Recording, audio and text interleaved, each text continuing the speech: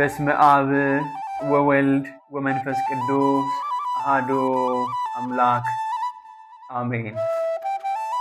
ወደ አምላካችን ወደ እናታችን ቅድስት ድንግል ማርያም ወደ ቅዱሳን መላእክት ወደ መጥምቅ ዮሐንስና ቅዱሳን የሚቀርብ የጋራ ጸሎት።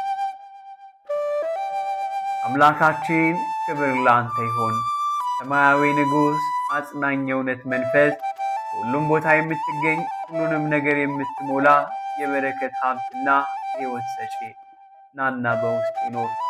እርኩሰት ሁሉ አንጻኝ፣ ነፍሴን አድን። ቅዱስ እግዚአብሔር ሆይ ምሕረት አድርግልኝ፣ ከኃጢአቴ አንጻኝ፣ መተላለፌን ይቅር በል። ስለ ስምህ ድካሜን ጎብኝና ፈውሰኝ።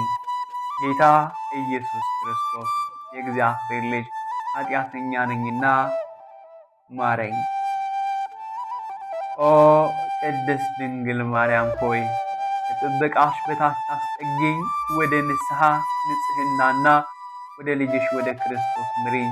ለቤተሰቤ፣ ለታመሙት፣ ለመከረኞቹና ለመላው ዓለም አማላጅ ሁኚ። የእግዚአብሔር ቅዱሳን መላእክት ጠባቂዎቼ በኃጢአቴ ምክንያት ከኔ አትራቁ።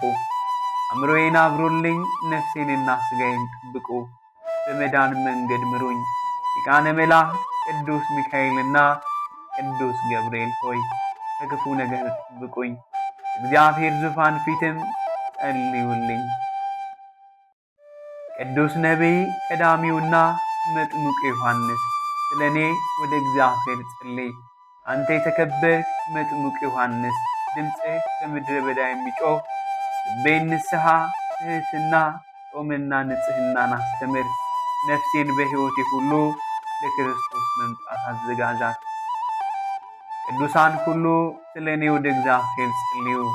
ቅዱሳን ሐዋርያት፣ ሰማዕታት፣ አባቶች፣ እናቶችና የእግዚአብሔር ጻድቃን አገልጋዮች ሁሉ ይህንን ቀን በሰላም ንጽሕናና በክርስቶስ ፍቅር እንድጨርስ ስለ እኔ አማልዱ። ጌታ ኢየሱስ ክርስቶስ ሆይ በቅድስት እናትህ በቅዱስ ዮሐንስ መጥምቁ በቅዱሳን መላእክትና በቅዱሳን ሁሉ ጸሎት ምሕረት አድርግልኝና አድነኝ። እግዚአብሔር ሆይ ይህንን ቀን ባርክልኝ፣ ከመከራ ጠብቀኝ፣ ደካሞችን አበርታ፣ የታመሙትን ፈውስ፣ የጠፉትን ምራ። ለዓለም ሁሉ ሰላምን እንዲሁም ለሀገራችን ስጥልን። አሜን።